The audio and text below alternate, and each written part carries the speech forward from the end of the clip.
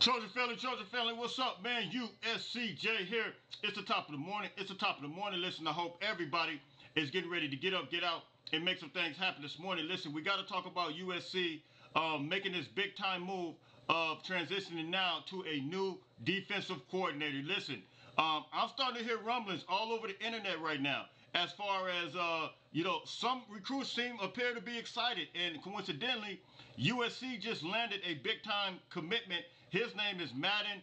I hope I'm saying his name right. But we'll take a look at some of his information. But listen, USC within the hours of letting Alex Grinch go, just got that commitment from Madden. He's out of Sierra Canyon. He's a 5'11", 155-pound recruit, man. And look, he's part of that 2026 class. They don't currently have a rating on him right now, but that brings this class to the #1 class when you're talking about the 2026 guys. When you talk about Lockhart that just committed, and of course Julian Lewis. You guys already know this past Saturday after the Washington game, I kind of alluded to something, but I couldn't. They confide. There's some individuals that confide some information in me from time to time, but there's certain things that I would never, ever put out there. But after the game, as I was on my live, I kind of alluded to the fact that there seemed to be some type of dysfunction within the locker room and some things. But now we see that Alex Grinch is gone, and I believe that these guys are going to rise to the occasion. Shout out to a guy that I know that I communicate with back and forth on Instagram. His name is Christian. And look, I got the sunglasses on, man. I got the sunglasses on because the future is back bright. It's on and popping. It's on and cracking. But there's a guy by the name of Christian. He sent me some information. He said, Jay, he says, I think we could do something real special. Even though we've got these 3 losses. And I said, yeah, you're right. I said, man, the Pac-12 standings right now, we're sitting at number 3. I want to take a look at that. And he said, Arkansas, they just changed over to their offensive coordinator, and they just came out and had a big win. Arkansas played against, let me take a look at it.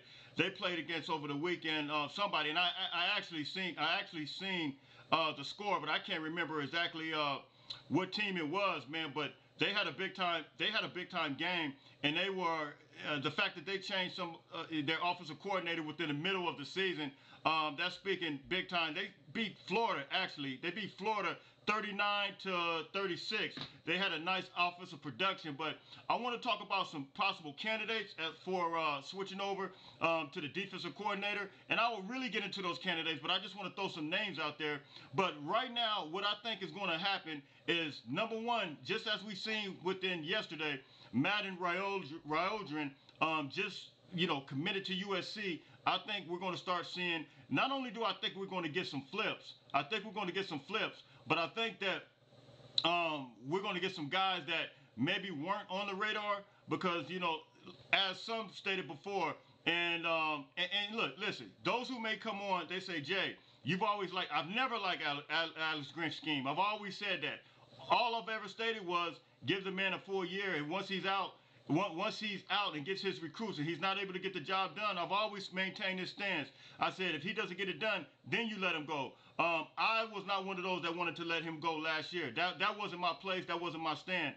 But some seen it earlier than me. I can admit that. But hey, and I could admit, maybe he should have been gone longer last year. But look, at the end of the day, it's water under the bridge.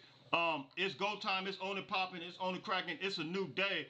And so with that being said, we're starting to see some changes already as it relates to some of these recruits. And the fact that we got a recruit right after, within a couple of hours of Alex Grinch being out of here, I think that's saying a lot. And, I know it was a difficult thing for Lincoln Riley to do, but look, Lincoln Riley got up there. He said that it had to be done in one of the reports that I read. But when we look at Sean Newell now taking over as the co-defensive coordinator, and of course Odom, Sean Newell is a guy that, he started his career at BYU, played a few years in the NFL. Of course, you guys already know he coached at Michigan, big time guy. He had some powerful guys that, of course, was on the D line. You had guys like Aiden Hutchinson, And then the other guy that got Aiden Hutchinson, I believe he got drafted in the first round. And then the other guy, I can't remember his name, he was in the second round. So he had two guys go within the first two rounds. So you know he's a proven candidate. He's a proven factor. And so the D-line guys, I can expect to get those guys. And by the way, I will be interviewing David Pele, USC defensive commit, who was committed to who was projected to go to out of Penn State and Michigan, but USC was able to secure them, all due to the fact that we got a guy like Sean Nua. But I will be interviewing him coming up. He's still locked and loaded with USC, man. So it's on and popping, it's on and cracking as it relates to that. Also, when you look at Odom, Coach Odom does have experience in taking over Oklahoma when Lincoln Riley first left to USC. And coincidentally, Odom and Caleb Williams both played against Oregon. And we have those coming up this weekend, the Oregon Ducks. But here's what I want to tell you guys, and I want to throw some things out there. I want to read the Pac-12 standards to you guys real quick, because I don't want anybody to throw it out the window or throw it out the door that USC doesn't have an opportunity to move and groove in the Pac-12. Listen, there's some things that need to take place. But look, I'm keeping the faith as it relates to this. That's number one. Number two, I think that guys, when you have a change of regime like this, there was some negative stuff going on. And I don't know if you guys seen it inside the huddle when Alex Grinch was trying to rally the guys together on the sideline. It didn't look like, there was a clip out there. It didn't look like none of the guys wanted to be a part of that. It looked like it was just some bad blood, man. And so now, and I've heard some stories, and I don't want to put all this information with some situation with coaches, but I think that you guys are hearing it from me first. I think they're going to rally around Coach Nua, and I think they're going to rally around Coach Odom, and I think we're going to see a different team. And I've also heard this. I heard that, how do I want to say this? Some of the scheme that we've seen, we're not going to see that. We're not going to see that. We're probably going to see, and you guys already know, multiple times after my live, I said, look, why not put Keon Bars? Why not put Bear Alexander? Why not put these guys together side by side? Those are the powerful guys. I believe we're going to see some things like that. I don't know if it's going to a 4-3 or some type of base, but we'll see something that's simplified to where these guys won't have to think so hard when they're out there moving and grooving. Because at this point, what does USC have to lose? I can honestly say this, and I stand on this. I stand by this. USC has the better talent than most of the team, all the teams that they play. Now, whether they put it together, whether it comes together, it gels together, and they move and groove in that direction like it needs to be, that's a whole nother story. But USC has the talent to beat a team like Oregon. Oregon went neck and neck with Washington. Washington beat them. But listen, Washington game was very winnable. Utah game was very winnable. USC has an opportunity to move and groove in a direction like no other, but they have to stay focused, and they have to rally around Nua and Odom, and I think it's going to happen. So I think that we could see a possible scheme change, and I think it's going to be very telling for USC. Now, when we look at USC now, possible candidates, I want to just throw some names out there, man. You guys can hit me in the comment section.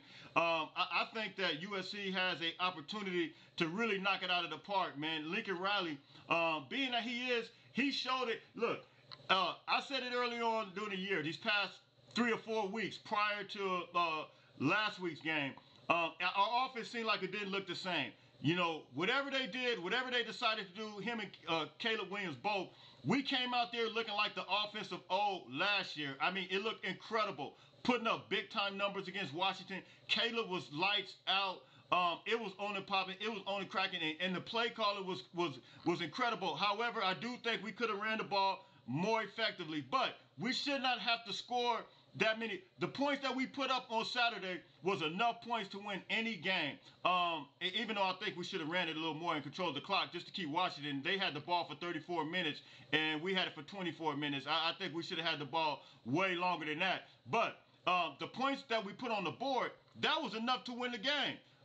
But we needed a defense to stop it. We needed a scheme that's going to scheme around that, that's going to stop these guys, at least hold these guys to 30 points. And so, with that being said, USC Lincoln Riley has an opportunity to knock it out of the park. He still has his status as the offensive guru, as the quarterback guru. Julian Lewis is still committed to USC.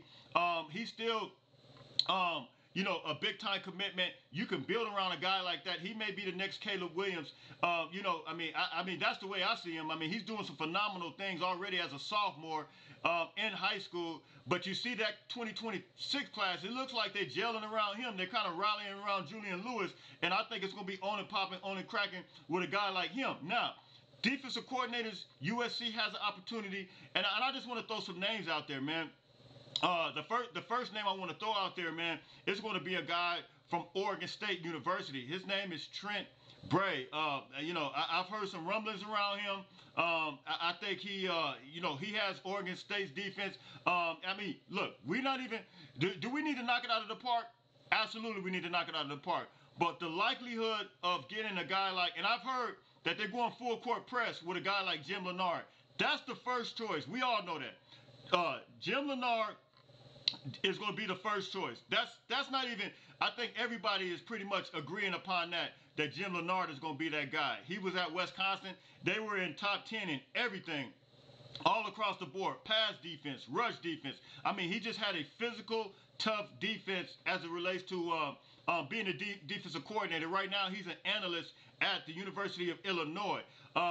Is USC going to be able to put the full court press on him and get him? I don't know. But I'm just throwing some other names out there that could be a possibility. You got a guy like Trent Bray from Oregon State, D.C. He's absolutely doing a phenomenal job there. I think a guy like Scott Simmons from SMU, he's like the number one choice. Remember that name, Scott Simmons. I think that's how you pronounce his name. He is like the number one candidate, and he's from SMU.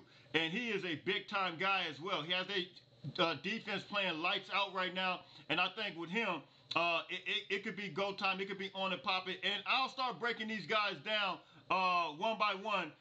But I just wanted to kind of shed light on some candidates, man. I want to give you maybe about 5 right now. So if you got Jim Leonard right now, no, I want to give you maybe about 7. Jim Leonard right now, you got Trent Bray, and then you're going to have Scott Simmons from SMU. Those guys right there. And then, you're going to have a guy, I believe, in a guy like UCLA. That guy, let me tell you something. And I told you guys this. Even though UCLA lost over the weekend against Arizona, prior to that, I think they were sitting in the top 11 as far as total defense. And so they were a solid defense as well. And you're talking about an easy move. I've already said that's an easy transition, an easy move that, he's already in the city. And I think it'll be a good get. And of course, I mean, this is not going to be a shocker to anybody, but I think a guy like David Randa, head coach for Baylor University, what's the likelihood of him possibly leaving though? He is a Southern California native, and I think he'll be a good get. But he's the head coach right now. He is the head coach of Baylor. I mean, I don't know if he's going to be fired or not. I'm not looking for him to be looking for anybody to be fired. I don't know if he wants to, if he's kind of burnt out. But in the event, being a Southern California native, David Randa is one of those guys that I think that, I would put him up there. Jim Leonard probably first. If I had to do them in order, I'm just naming some names out there. If I had to do them in order, it might be Jim Leonard first, and it might be David Randa second. David Randa was on that LSU team that won that national championship team, and they had a tremendous, incredible offense. But it seems like it'd be a good fit just because he's a local product, from the Southern California area. So you got Jim Leonard, you got David Randa, and you got Trent Bray from Oregon State, UCLA as well, UCLA's coordinator. And then you got Scott Simmons from SMU. And then there's another one that I want to throw out there that I think that'd be a good one as well. That one would be a guy like Charlie Strong. He's an Alabama assistant right now. He's been around a long time. At one point, they kind of did him wrong at Texas. They didn't give him the same opportunity as they gave other guys. But as far as the time-wise, they put him on kind of a short leash, but he did a good job. You remember him being at Louisville? He had Louisville rolling. He probably should have never left Louisville. I mean, he was a good coach there, but he was an absolute. I think he coached at Florida, was their defensive coordinator at Florida, got the head coaching job at Louisville. Then he got the head coach, and he did a phenomenal job at Louisville. Did another phenomenal job at Texas in the beginning, but then it kind of took a downward turn. And then I want to say he went to South Florida or yeah, it might have been South Florida, one of those schools. I can't remember one of those schools, but now he's at Alabama. So he's a guy that can absolutely fill in for that spot, man. And I think it'd be straight up go time with him as well. He's a heck of a coordinator. Standing in as an analyst. Why not make him a coordinator, man? We got to have a proven guy, man, that can absolutely do it. The Rams right now has a guy, an assistant by the name of Jimmy Lake. You guys already know Jim Cohen actually hired him as a head coach, but there was a situation that went on. I think it may be unlikely, but he did have a decent defense at the University of Washington when he was there as the coordinator. Will Jim Cohen hire him back, being that he's in the same city as the Rams? I have no idea. But, I mean, he's another one. He's another opportunity.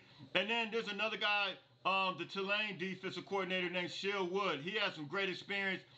He's been around a long time. And I think it's another opportunity for him as well. And then you got the Iowa defensive coordinator. They just let their offensive coordinator go. I don't know. You take him away, they're going to be all the way lost in the sauce. But Iowa always, knowing, understanding the Big Ten, the landscape of the Big Ten, I think, look, man, you want to get somebody who can understand that landscape. But, those are some names out there. I've heard other people say Manny Diaz and all kinds of stuff, man. And, but look, man, he's at Penn State. I mean, Penn State is absolutely rolling right now. To me, the likelihood of doing that, of actually taking him, I don't think that's very likely. So, look, man, you guys can hit me in the comment section. I think USC is really moving and grooving, man. It's going to be on and popping. We now have an opportunity to secure an outstanding defensive coordinator for USC, man. So, look, you guys hit me in the comments. You guys tell me what you think. And that'll be it for me, man. So, look, until later on, listen. Everybody stay blessed. Hey, don't forget, make sure you get up, get out, and make some things happen. Listen, the future is still bright. Throw the sunglasses on. Until later on, fight on, fight on, fight on.